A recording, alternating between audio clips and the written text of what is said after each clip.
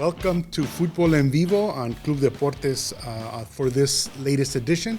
As you can see, I'm not Eric McCoy. He was out on vacation this week, so I will step in on as host for this week, Jorge Chavez. Please follow us on clubdeportes.com and on Twitter. We're on all the socials now, Instagram, everywhere. Futbol En Vivo. So please follow us. And today, as always, my co-host is going to be David Alvarez. How are you, David? Hey, muy bien. Excellent, Jorge. No, excellent. Doing wonderful today in another edition of Futbol En Vivo here in Austin, Texas, and I'm very happy to comment all the latest and the best soccer in town, football in town. There's a lot to talk about. I want to talk a little bit about the women's game. Mm-hmm. There was a U.S. women's national team game playing at Q2. At Q2, there was an unfortunate game in L.A. Well, in L.A. there was. It used to be like a classic. I think it was like we want to talk about that. We want to watch the goals, and also we'll talk about a little bit about the Premier League, the big games this weekend. Yeah, and the Champions League coming up tomorrow. Right, and we do want to remind our viewers that we're going to, like our previous, the way that we do things previously, half the show is going to be in English, and then the other half is going to be in Spanish. Yeah. So stay tuned. It's going to be a bilingual show. As 50 minutes English, 50 Spanish, like the old days. Like the old days, yes. So let's get into it. Yeah. LAFC, Austin FC. We both, I think, predicted a loss. Almost all of us predicted a loss from the same amount of goals. The same amount of goals. I think I 3-0, 3-1. I think I predicted 3-1, and you predicted 3-0. Yeah, and you got it. And boy, all due respect to Dennis Bouanga, he's an excellent player. I mean, he's one in a generation type guy. I mean, but the defense, my God.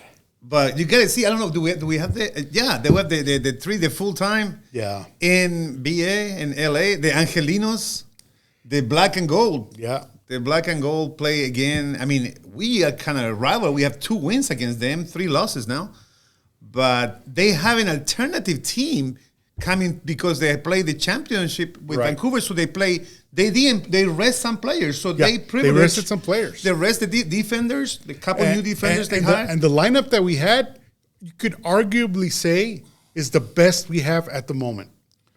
And it's not good enough. It's not good enough. and not good enough, but, at the beginning, it was a little bit of a surprise that Komanic, had a great, very close shot, he did. At the beginning. Banged it off the crossbar, yeah. And you see that was it. I mean, you have to say Rigoni give a good pass to Fagundes, and there it was. Yeah, there it was the nice shot, nice lefty by Komanic. And so that's encouraging that he's got that offensive acumen that he gonna try stuff. Our like most that. dangerous player are the defenders, Gallagher and Komanic. Can you believe that? But then you have, I mean, the most of the first half of the team was like pretty even, I would say. Yeah. And that was a good save by Stewart. He had 3 saves during the game. But there's another close one. That was the first one alert by Dennis Bouanga that he had such a close, but that was a beauty. Like the first one. There was really nothing the defense could have done, other than maybe get in the way. I mean, wasn't that the ball coming off out of the bounce of one of the players? I think he bounced off one of the Austin FC players, if I'm not mistaken. But it would be But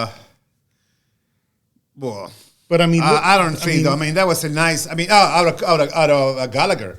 You could say but it doesn't matter. It was just a shot between Gallagher and Pereira. I mean, either one of those guys could have maybe closed down a little bit more. Well, look at the location. I mean, when you hit the post, hit the post on inside, nothing you can do. There's nothing you can do. And then he has such a. I mean, he has I think 6 shots on goal. Right. And he scored 3 of them. Right. And this is another pretty good shot out of the deflection, out of the deflection, and it was a good attempt. But here's again. Oh, another one. I mean, that was a gorgeous goal. I mean, they left him alone. I mean, it is alone, but it was a bad clearance from the defense, from the corner, but he hit it so beautiful. One time into the top of the goal. I mean, there's really. Well, he didn't even. It was a perfect technique. That's when you have a perfect technique and the power he put it exactly in the. I mean. Yeah, he put it in exactly in the same side where he put it. But the opposite side that they did the other one. Right. In the opposite side, but both of them with the right. I mean, that guy. He has 9 goals already in 9 games. He scored 2 goals against Vancouver. But that one was a beauty. I mean, both with the right. All these 3 shots could have been goal of the week. They're really excellent shots. So I tell you that for me, when I saw that we lost 3-0, I was very disappointed. But when I saw the goals, I was like, the goals. It made me happy to see those beautiful goals. No matter who scored those goals, because the quality. They're he's in a row. I mean, this kid is from France. Yeah, but he played for Gambia, I believe. And but he scored like in France last time. He scored like a huge amount of goal before coming to the MLS. And it's a perfect transition from Chicho that is no longer on the team. He's the perfect replacement. I think he's a better replacement. I mean, he's on pace for. I mean, a goal a game. That's amazing. But he scored in the CONCACAF Champions. Scored 2 beauties too. Right. I mean, and as I say, he has 6 attempts to the goal, and he scored 3 of them, like 50% shooting rate. And I mean, one thing for Austin FC, they didn't give up. They kept at it. They had like this shot on goal here. But just, I mean. But you have to remember, like, as soon as they scored the 3rd goal, he was replaced. Yeah. So he didn't screw him up because they want to take care of him for the next game with Vancouver, with the second leg. And they put Vela back. They put Vela in. Like 3 of the starters started at the end of the game. And Vela had a really close game to shot to Dueñas and a great save by Stuber again. Another shot. So it didn't make a difference for LA who they put in. I mean, they still totally control the second half. I mean, what more can you do? What more can you say? I think I'm not sure about the lineup. I think we talked about this the last game. I would have preferred, again, not to have Rigoni there. That's it. I mean, that's the only thing. Everything else looks okay. Everything looks okay except number 7. Except number 7. Except number 7, everything looks okay. I even know Ruti has some good a couple chances, but number 7. I had a good, not feeling, but I was hoping there could be a little bit of connection.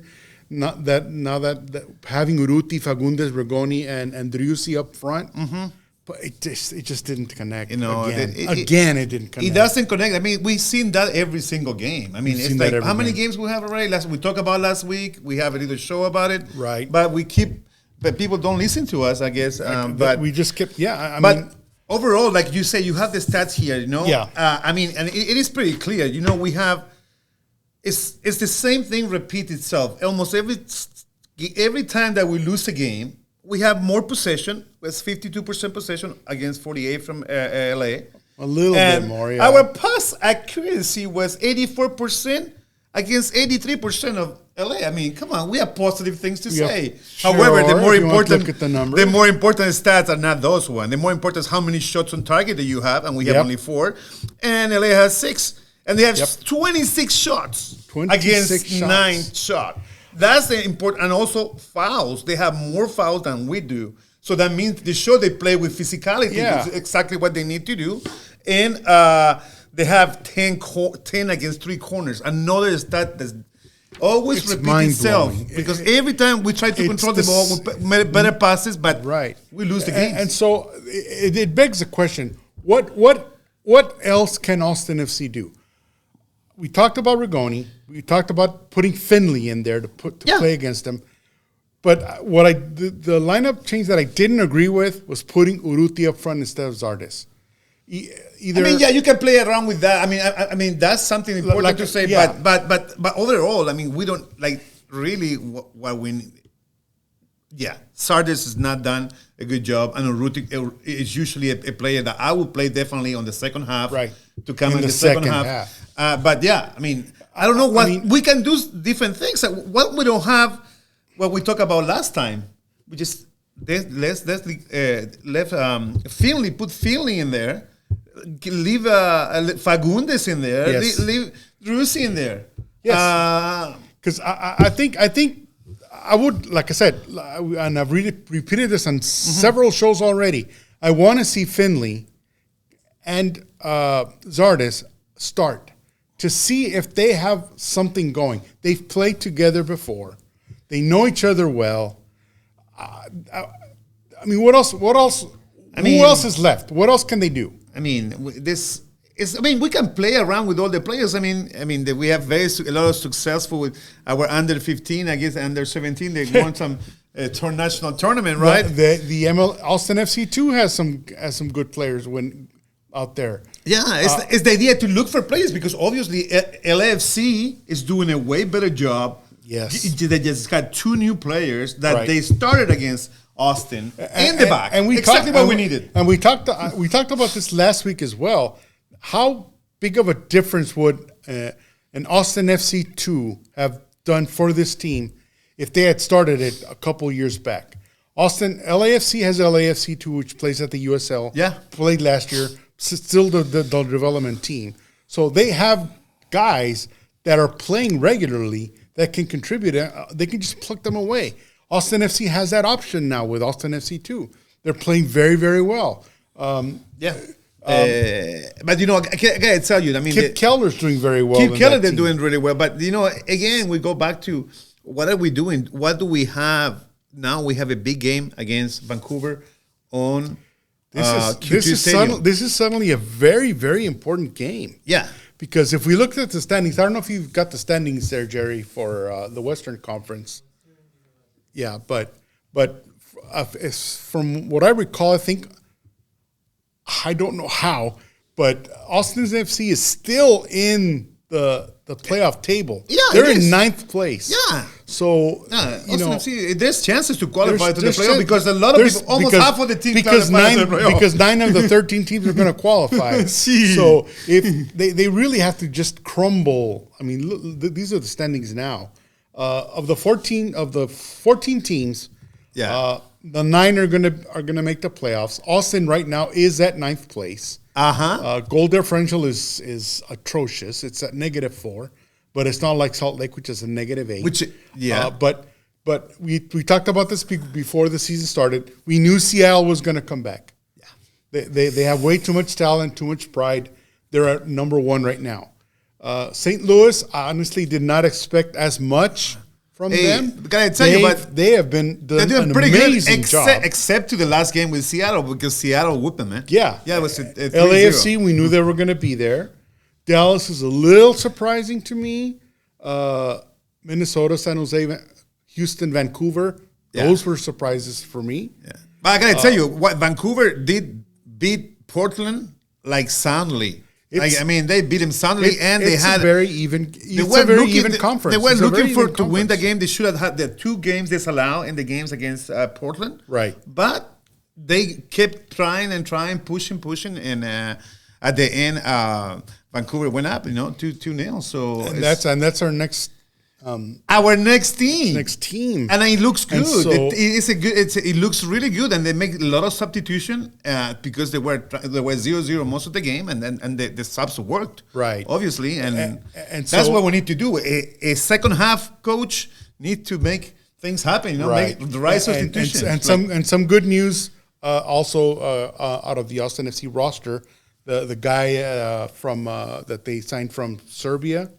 He got his passport and paperwork ready. So his passport ready. He's in town now. So he got the U.S. passport? No. His passport, his visa or whatever. Okay. His paperwork, visa, all that. Okay. So we got reinforcements for that. So I think that's gonna obviously whoever you bring in as a cornerback. I mean anything we need. Ring hasn't done a bad job. No, he's doing a great job. But that's not his position. It's not his position. He is better suited, and we could talk about this as a midfielder. Yeah. we talk about that. Yeah, as a midfielder, attacking midfielder, defending midfielder. Right. But the bottom line is like the team needs to start offering some sort of plan. What is the plan? What is somebody said, el libreto. Right. ¿Cómo es el libreto? The script. The script. Yeah. What is the libreto? What is the script of the team? Yeah. That's the bottom line. What we offer? What our goals are? And our friends over at FCTV had some very good ideas. Please watch that show as well. But about the lineup, and I think Jerry's got the lineup of who we started last year when Austin FC beat Inter Miami and FC Cincinnati, the starting lineup. And I'm curious to see what the differences are between that lineup and what we have now. So as soon as Jerry brings up the. I mean, we have a little lineup, but yeah, there it is. And here's the thing: look at where Cascante, Keller, Komanich, Dominguez, Ring, Pereira, Fagundes, Urruti, y Driussi. Why would I do that? The only thing we need to is get Dominguez out of there and put. I would put Gallagher in there, right? Gallagher. I would bring him back. Yeah, sure. yeah. Put Gallagher in there, and then we're done. Because Lima's not doing a bad job. He has not done a bad job all his stay here in Austin. So why not put him there? Give Gallagher a new position again. Bring him back to the front. I would love to see that. And then you can usually, like, Fagundes easily can play in the Domingo where the Cecilio used to play. But it's I not think, a big deal. Right, but I think the key here is Alex Ring. When Alex Ring played right next to Driussi,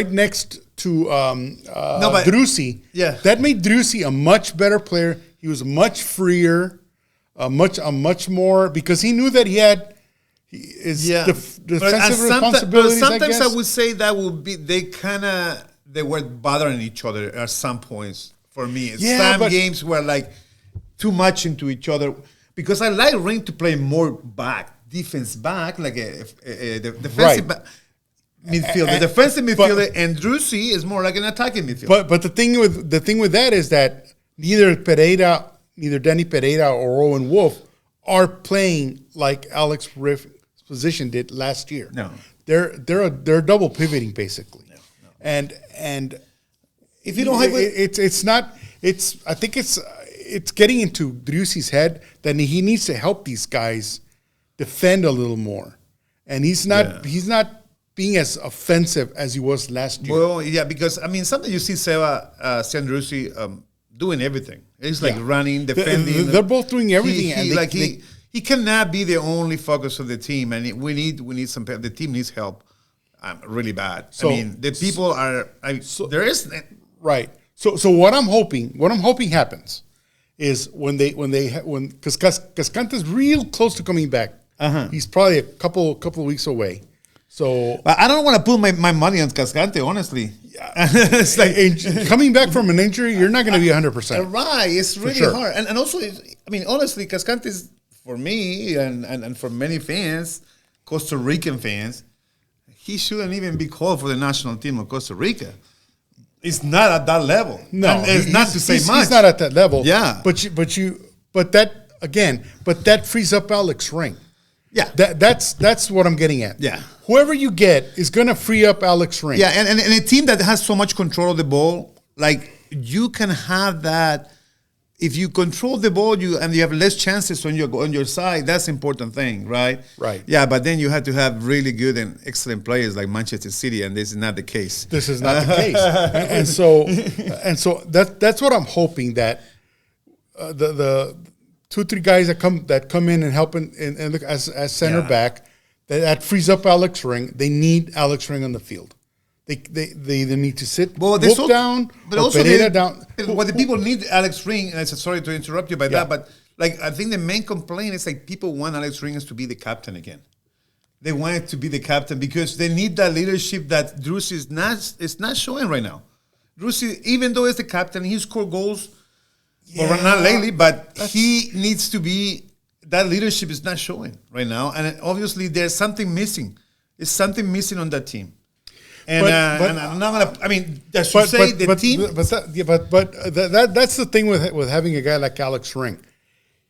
And I don't have a problem with Driussi as captain. I really don't. No, I don't either. But it's important to have both. I mean, it's important to have both of them there. Yes, because one guy's gonna. Their leadership qualities are just different. Yeah, and Ring is a louder guy. He's gonna tell you what. And it's all experience. It's older. He's got experience from all over the. And also one playing more forward or more back, so that it could be a compliment. But exactly, we need to see the compliment on the field. We need to be performing. The team needs to be performing right now, and the game on Saturday at Q2 Stadium, as you say earlier, is going to be a key. It's going to be key. What the team needs to do. What is your prediction for that game, Jorge? It's because the problem with predicting nowadays with this team exactly is who are they going? They don't have a set starting lineup. It's so fluctuating, so organic. Where's the script? There's no script. There's no script. They don't have guys that are similar in style to each other. So the starter is not exactly the same as a second string. So you can't really flip those guys. Right. Other than say Maxi Urruti and Zardes, but they have different styles, but they. And you can switch some of the guys in the left and the right. You can switch Fagundes to the left and the right, and I mean Rigoni can be playing both sides, right? I thought so. Honestly, I was surprised that they sat Zardes instead of Rigoni. Well, yeah, but I think that needs to happen. Yeah. I think that needs to happen. Well, it might need to happen, but we need to happen more than that. I think we need to at least win the games. We need to start winning games and getting the confidence back, because the players think not only the players but the fans are looking. They need. They're getting desperate. People is like okay, and they have it in them. I mean, just look at the Violette game. They won that game 2-0, but they took 36 shots on goal. Yes. They have it in them. Yeah, but they need a spark, and I think again. Rigoni is not giving in that spark at the moment. They need to sit him. They need to bench that guy. I mean, likely. We ask that every single show. I don't think they're not listening to us. And I understand that he's a DP. They got to use him and all that. But performance is performance, and he's not performing. Yeah, I mean, no assists, no shots on goal, no goals. At least Finley's contributing something. And again, I want to see Finley. I would like to see Finley start on the right, on the right, and start Zardes. I really think Zardes just really needs someone that he's familiar with. Well, we need to give him. A lot of chances have been given to him, but I want you to tell me, Jorge, because I think we need to. I don't have much time to talk about Premier League. Yeah, let's Premier talk League because what is your Well, that was the point that I would like to see. You know, if we're going to keep alternating lineups, just come up with this different one, and see what happens. Yeah, that's a good idea. We're at a point now. Okay, you're going to get the chicken of indecisiveness because you haven't tell us what is your prediction. Come on, Jorge.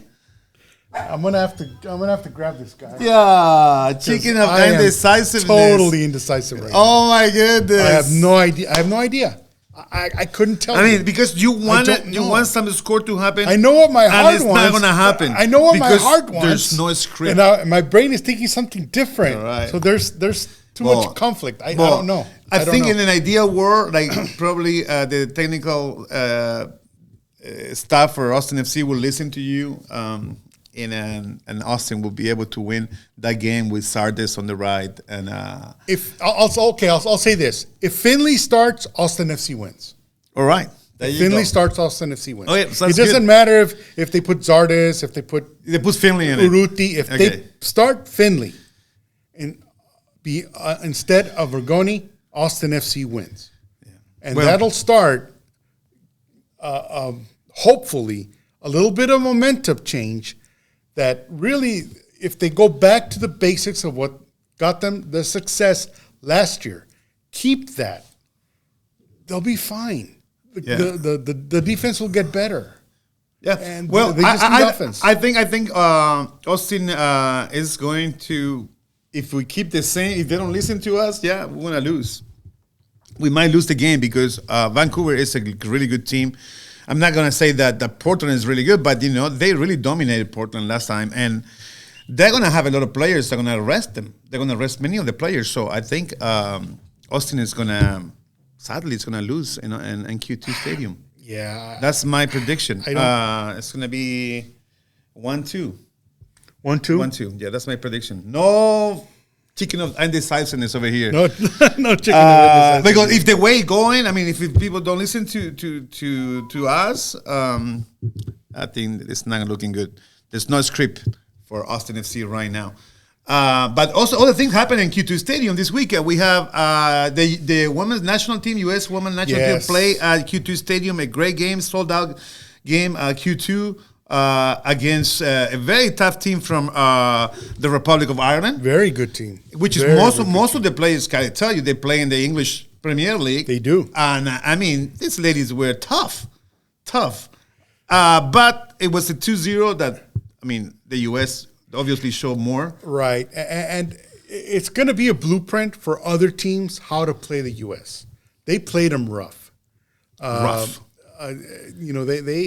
were physical against the U.S. team, and so much so that unfortunately, the leading scorer for the team right now, which was Mallory Pugh, was injured, and at the end of the first half, almost at the end of the first half, and basically lost for 6 months. She's gonna miss the World Cup. Ooh, that's so sad. That's really so unfortunate. It was probably their best forward. Yeah, because not that they're lacking in forwards. This is a strong team. It's a strong team. But when you lose your leading scorer, I mean, it's hard to see that because also Alex Morgan has not been performing at all. And she's a much older player, so she's not going to be there. You can see she's very tired. She got tired, and she's I don't know.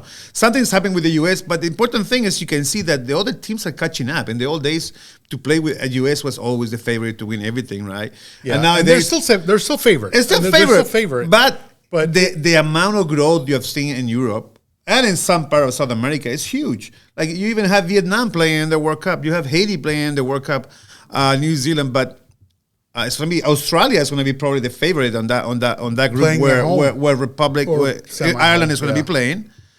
But it shows wow, it's a huge development. And the English team, they played the finalissima against the Brazilian team, and they had to go to penalty kick. Yeah. And it was beautiful. It was just like a final. I mean, those are great Brazil, England, Australia, New Zealand, strong. France. You have a lot of candidates. It's a lot. It's not how it used to be. No, I'm glad to see that competition. The only bad thing is that South American teams and Latin American teams, with the exception of Brazil, are in a division below. Below. They need to step. Their federations. Brazil is the único team that unfortunately, the federations in a lot of Latin American countries do not put that much interest, money. Just interest. Yeah, there's a lot of machismo still there, lingering there, and then there's the situation with the Spanish women's national team that their best players aren't playing because the coach, some issue with the coach. Oh, there's always some being problem with super the coaches. Rough. Yeah, and so the best players for Spain are not going to play in the World Cup. But it's coming up, the World Cup right now. But the good thing is that we got Q2 Stadium, Austin. Everything, there's football all the time in Austin, and we have. We're not gonna have much time to discuss. I don't know. We have much time. What do you have? I don't. I think. But we want to move quick to the Premier League, right? The Premier League before we go into the Champions. Right, before we switch over Premier to Spanish. League. We have probably 8 games left in the Premier League, and we have great games this weekend. Above all, Arsenal playing Liverpool at Anfield. Yeah. Anfield's always with a 2-2 excellent game. What a game with such a great emotion. Like the first half, you have Mohamed Salah scoring the one golazo, but then that Firmino goal. Firmino, but he is the hero. It's the last year for Firmino. People love him, and he's a clutch player. He does it all the time. Like people believe that he was going to score after the Mohamed Salah miss. But this obviously hurt Arsenal. Because They were basically leading up to the 86th minute. Yeah. They were really close to almost beating Liverpool, so that could have gotten them to, they were 75 I think points. I would say they got lucky because, honestly, Liverpool, Mohamed Salah missed that penalty. He did miss that penalty. And then at the end. Badly. And who was the hero for that game? Well, in that game, the Manchester City Southampton was also another game of how strong is Manchester City with and without Haaland. Haaland is scoring another beautiful goal, more than scored a couple goals, and it's going to be it's going to pass some of the best strikers in the history of the English league. He's going to probably get real close to beating the record. There's two of them. Two guys have the record, but Man City is catching up. The one game less, they have one game at hand, and they are 6 points away. Yeah, and it's heating up. It's gonna depend on. I think Arsenal has a much weaker schedule than Man City, so it just depends. I mean, no. We talked about it last time. Yeah. I think Arsenal has it much tougher than Manchester City. I think Manchester City is going to win it all because tomorrow they're not only going to win that, they're going to win the Champions League tomorrow against. I still disagree. Against Bayern Munich. I still disagree, but I think it's we need to switch over to the Spanish now. Okay, it's probably time for that. So for those of you joining us, thank you for joining us in the Spanish. In this English portion, and we're going to switch to the Spanish portion now. Órale.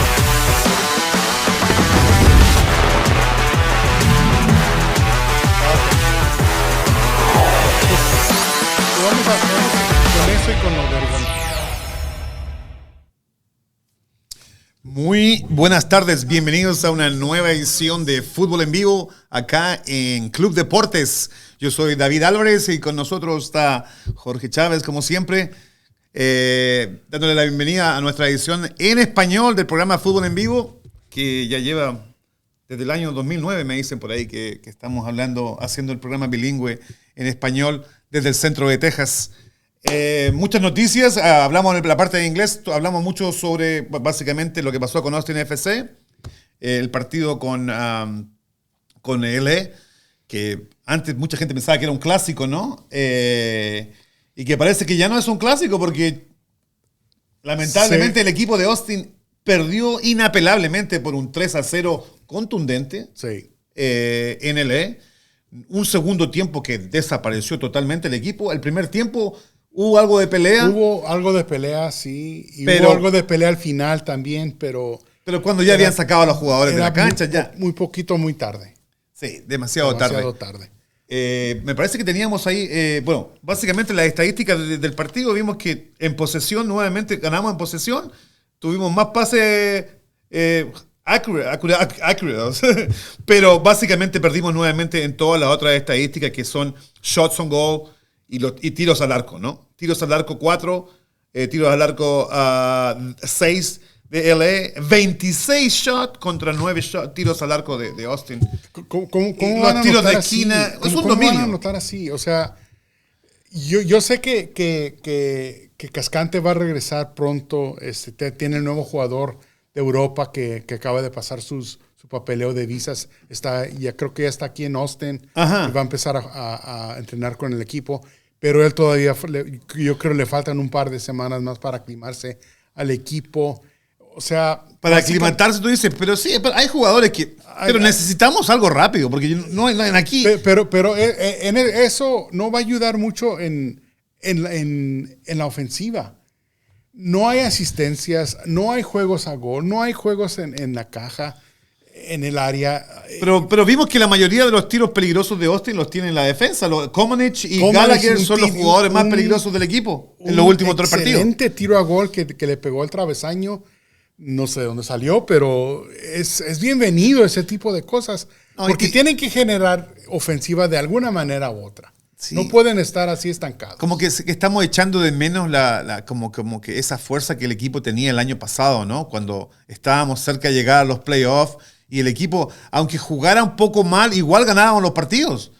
Se ganaba porque había como una especie de fuerza interna y jugábamos partidos un poco mediocres de visita, pero en casa casi siempre nos afirmábamos, pero era una cosa de que sentías cierta seguridad. Sí. Yo creo que una seguridad que a muchos se nos desvaneció un día cuando estaba el cielo muy violeta en Q2 Stadium.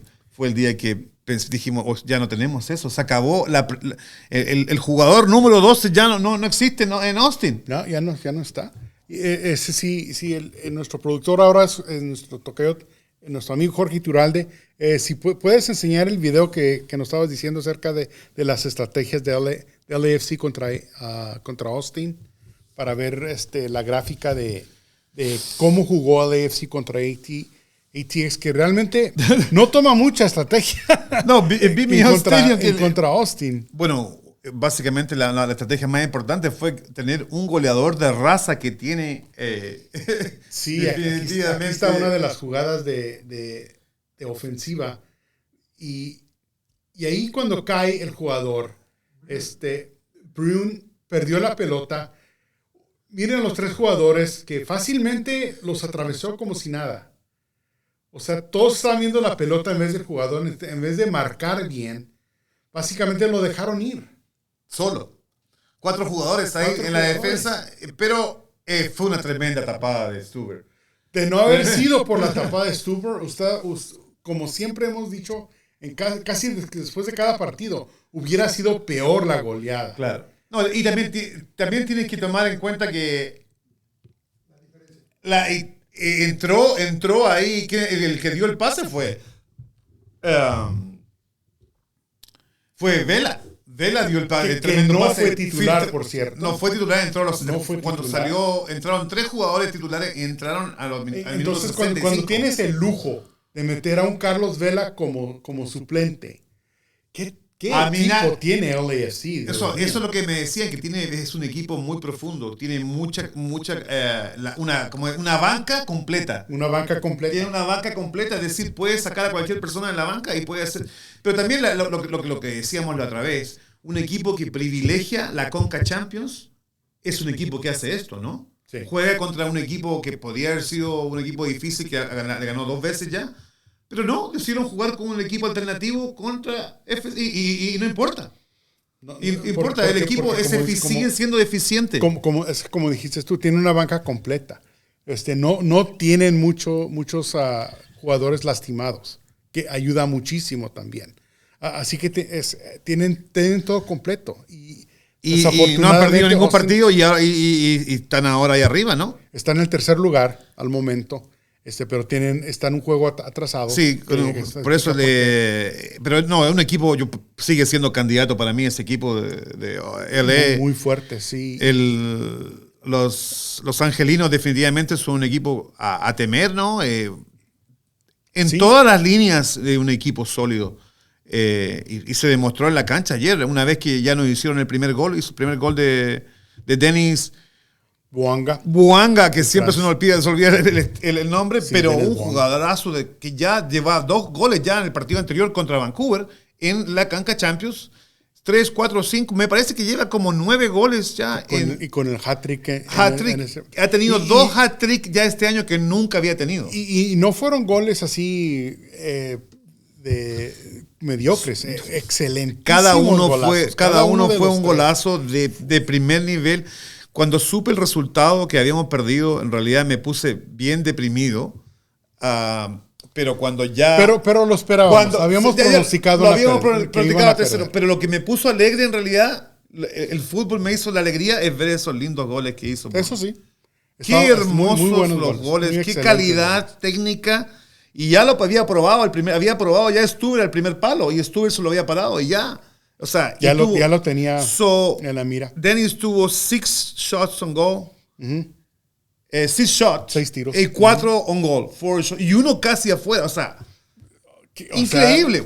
Es un jugador perfecto para ese equipo. Y aparte que tiene la estatura, 6'2", tiene la velocidad. Ese es el tipo de jugador que necesita un delantero de raza como él, el jugador que necesita, que lo trajeron de Francia cuando estaba a un gran nivel.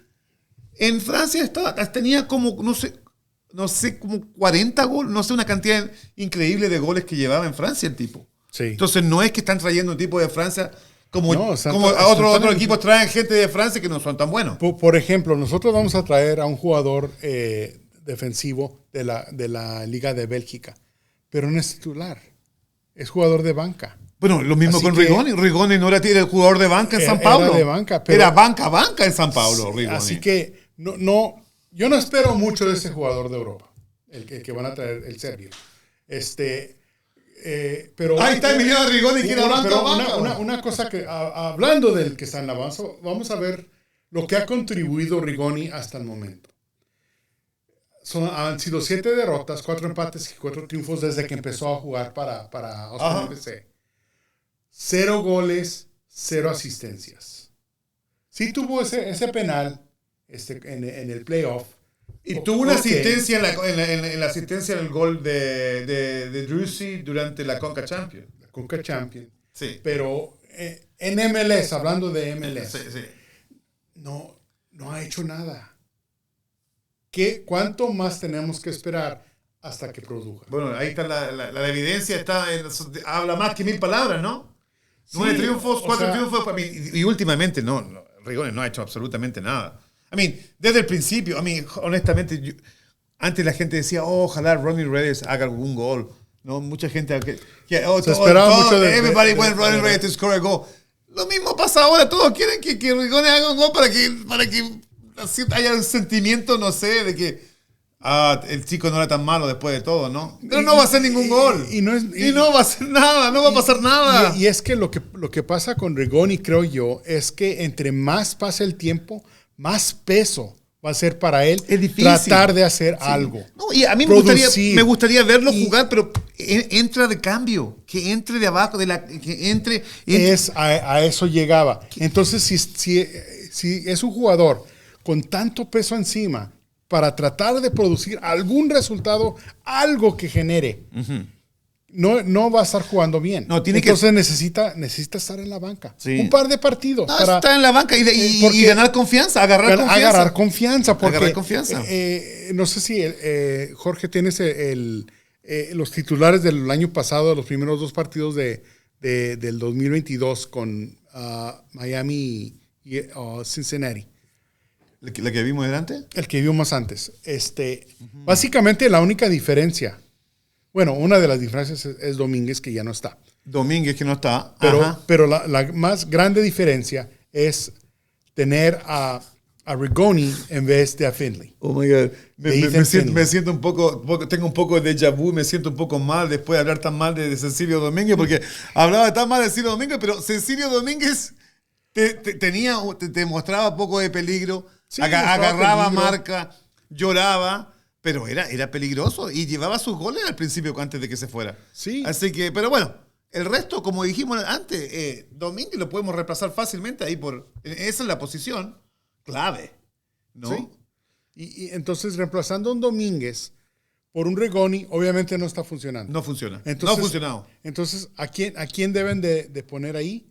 A Ethan Finley. Porque cuando él jugaba el año pasado, no era el jugador más potente o más fuerte o más dinámico, pero él ponía la pelota en el área. ¿Y quién es el jugador que tiene Austin FC que le gusta jugar en el área?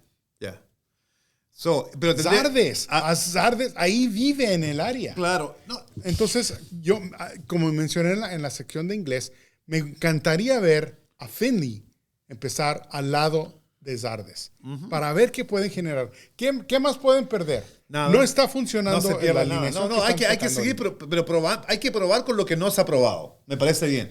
¿Por qué no poner a Finley y cambiar ahí. Ahí y ahí Gallagher tiene que estar, obviamente Gallagher tiene que estar en ese 11 titular. Sí, porque yo no veo por qué, yo no veía a Nick Lima jugar tan mal.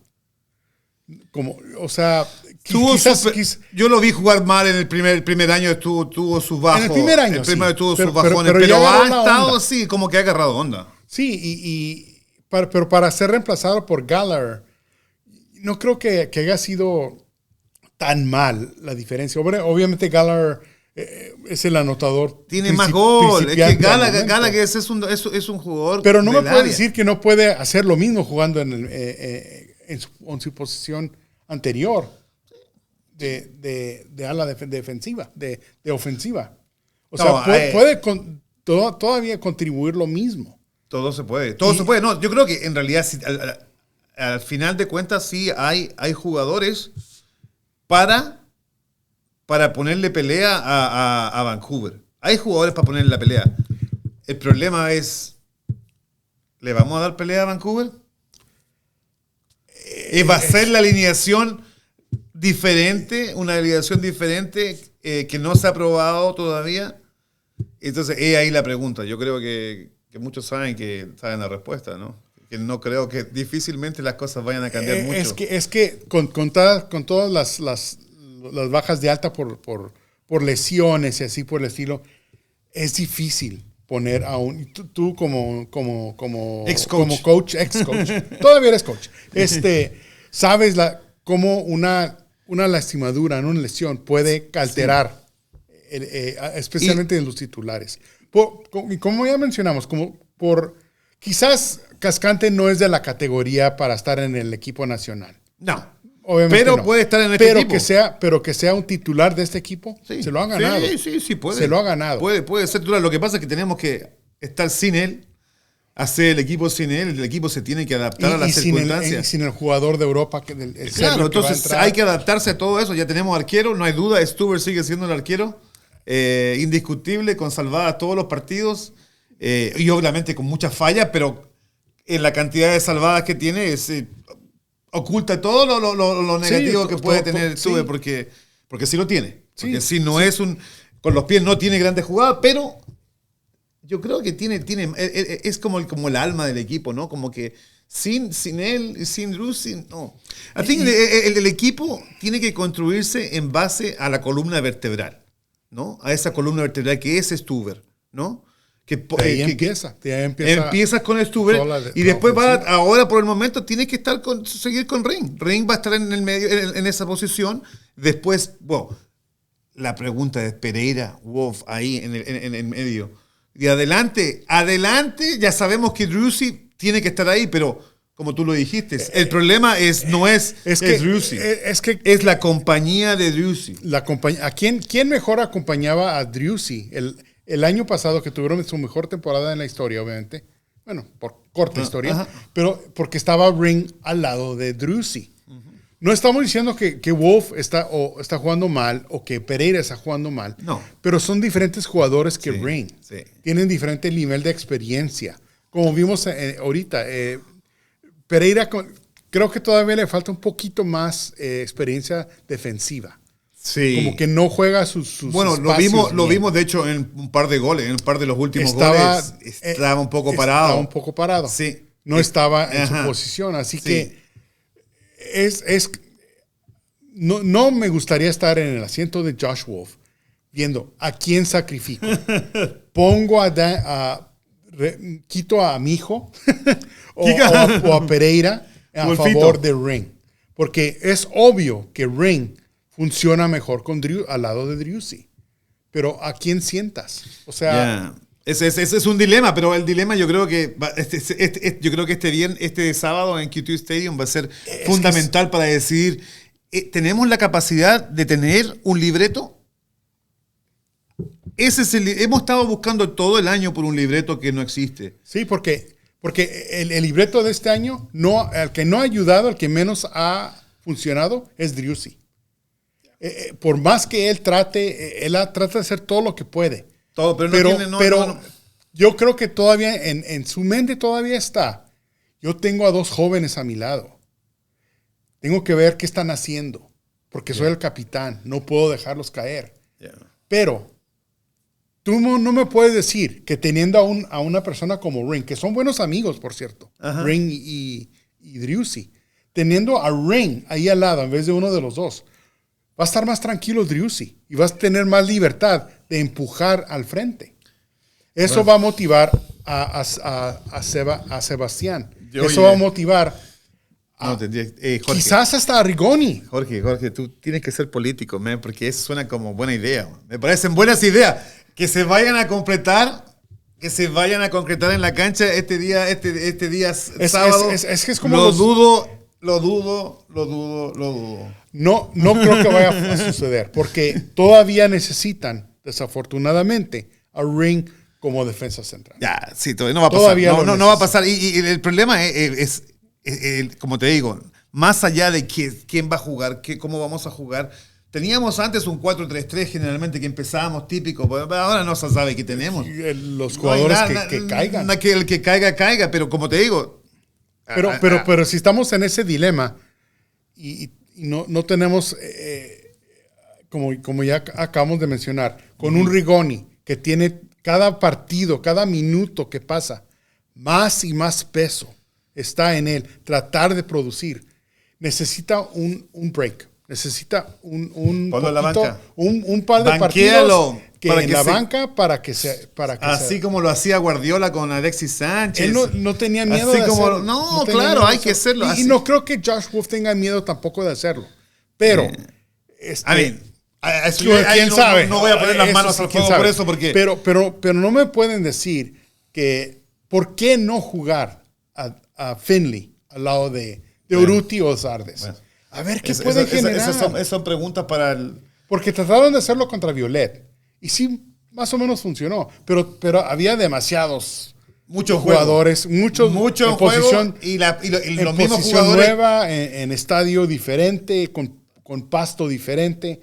No era lo ideal para poner a un Finley para poder empezar un partido. Bueno, no era ideal para nadie. No era ideal nada de lo que pasó. Nada de lo que, como lo vimos en el partido pasado con el LAFC, que privilegiaron la Conca Champions a la MLS. Eso es lo que tenía que hacer Austin. Porque no era que poner. Tenían que privilegiar la Conca Champions. Porque priorizaron el CONCACAF arriba de Austin FC merecidamente. Porque Austin FC, todo equipo tiene exactamente la idea de cómo jugar contra Austin FC. Todos tienen el script. Ahí está el mismo libreto. El libreto del mismo. Aguante que dejar a Austin FC que pasen todo lo que quieran la pelota. En la área defensiva. Lo más importante, ¿cómo se le gana a FT? Físico. Puro físico. Y ahí velocidad. Tienes 7. ¿Cuántas tarjetas amarillas? Yellow card. Los fouls. 7 fouls, 10 fouls. Hizo más fouls LA que Austin, obviamente. Se empujaron. Claro. Los hicieron bully. Sí. Y esa es la manera como todos los equipos de la MLS van a jugar contra Austin FC. Todos juegan así. Todos van a ya jugar. saben, lo había dicho Portland Alvarez el año pasado. Lo dijo públicamente. Sí. Todos subimos, y todos juegan así. Y no aprendemos. Porque saben que jugando de esa manera no va a generar... Y Alvarez, it was clear. He say, physical and set pieces and don't let them breathe. Sí. Set pieces, porque dejarlos jugar libre, eso va a ayudar a Austin FC. Pero si juegan de una manera, como han jugado básicamente todos los equipos jugar de esa manera no genera a Austin FC tiros a gol, mucho menos tiros al área. Entonces, ¿por qué? Porque saben que el weak link, como dicen en inglés, ¿quién es? Rigoni. Nomás defienden a Rigoni, no pasa nada. Bueno, sí. Yeah. Y es más, me acabo de cambiar de opinión. No tienen que ni siquiera que defender a Rigoni. No. Porque no hace nada. Entonces, ¿a quién defienden? A Driussi, porque es el mejor jugador. Claro, se concentra. Poniendo a dos defensores contra Driussi, concentrándose en él, ya no pasa nada. Y después no recibe la pelota nadie. Y ahí tienes set pieces. 10 tiros de esquina de LAFC contra 3 de Austin. Ahí están. Sí, o sea, los goles que ha generado Austin FC y los tiros a gol. Kolmanic fue un defensor desde muy afuera del área. 30 metros. Casi anota. 35 metros. Le tira al travesaño. Ajá. El partido que ganaron contra Colorado. Gallagher desde fuera del área. Fuera del área. Ajá. Owen Wolff desde fuera del área. Golazo. O sea que no fue. O sea que no entramos al área. Jugada generada de no entramos. O sea que no, fue un chanfle. A ver si entra. No, o sea, quiere decir que estamos tirando tiros de fuera del área. Oportunistas y a ver si. Y entraron, porque Gallagher tiene mucha calidad. No, buen tiro. No, y los tiros fueron increíbles. Wolff, no tengo duda que tiene calidad.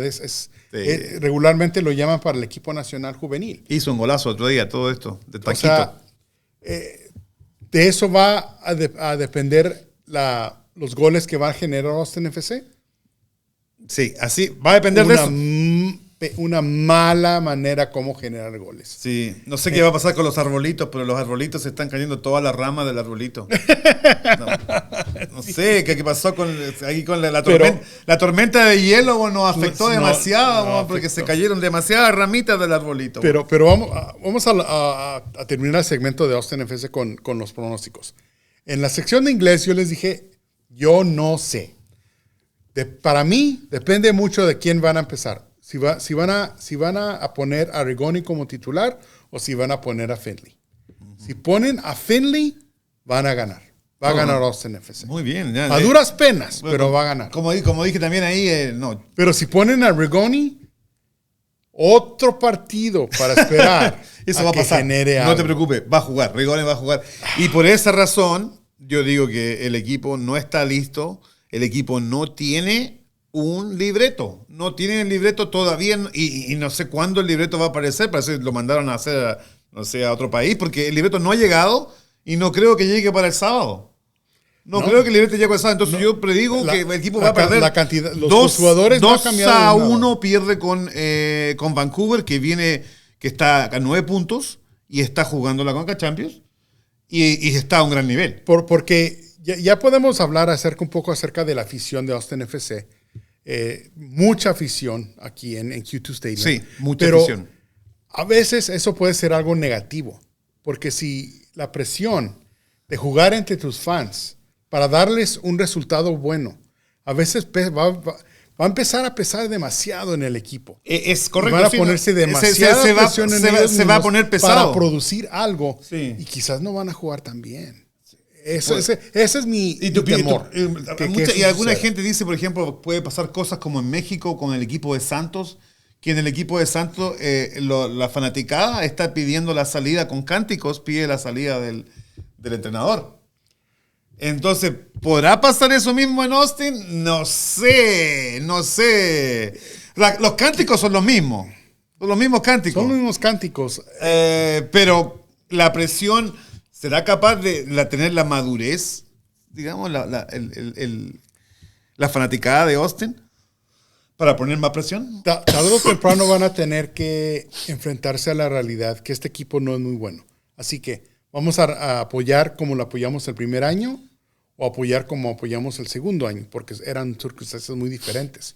Sí. El apoyo sigue ahí, yo creo. Yo creo que cada uno de nosotros... No creo que les van a echar bulla a los jugadores. No. Y de hecho sí hubo un poco de eso. O sea, ya se vio en el costado norte del estadio. Cuando se nombraron a los jugadores, a ciertos jugadores a los que estamos hablando, y al entrenador hubo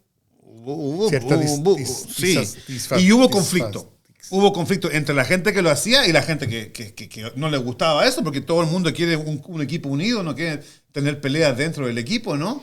No, pues quieren demostrar un frente unido. Claro, quieren un frente unido, es lo más importante, dicen algunos. Pero por el otro lado, yo creo que está bien criticar y hacerlo con fundamento, con evidencia, y para que el equipo mejore. Uno no puede criticar sin base alguna. Sí, eso no es que el equipo sea malo. No es mal el pero equipo. De que el equipo no está en un buen momento. Sí. No estamos en un buen momento y el equipo puede y lo puede hacer. Yo creo que los que el equipo tiene y la fanaticada, los que apoyan al equipo es un factor importantísimo. Sí. El factor importantísimo que no se puede soslayar en este momento y como tú bien dices, es muy peligroso. Es peligroso para el equipo. Entonces yo creo que el equipo va a tener que en la cancha escribir el libreto lo más rápido posible. Pues sí, pues se nos acabó el tiempo, David. Ni siquiera alcanzamos a hablar del Champions League. Champions League mañana. Mañana es el Champions League. Manchester City le gana a Bayern Múnich. Yo creo que sí. Estoy muy de acuerdo con eso. Y Manchester City gana también la Premier League. No hablamos de la Premier League, que se está apretando poquito. Yo tenía dudas, pero como que ya está un poquito de cosquillita en cuanto a eso. Pero a ver, va a ser muy, muy emocionante ahí tienen Arsenal que, solamente que yo todavía medio insisto que van a ganar el Premier, pero no sé. No, Man City. Me dijiste que va a alcanzar Man City lo está alcanzando. No, ya son 3 puntos, un partido dos partidos, básicamente, que pierdan. Y el sketch que tiene Arsenal es mucho más difícil que tiene Manchester City, con la excepción de que Manchester City está jugando la Champions League también. Pero tienen jugadores para regalar. Tiene un Haaland que no hace sienten goles. a Haaland para el Champions y lo empiezan y Alvarez, no. Pero bueno, pues chicos, gracias por estar con nosotros en este episodio de Fútbol en Vivo, como una vez más. Síganos en todos nuestros medios sociales. Redes sociales. Y suscríbanse a clubdeportes.com. Así que muchas gracias y nos vemos hasta la próxima semana.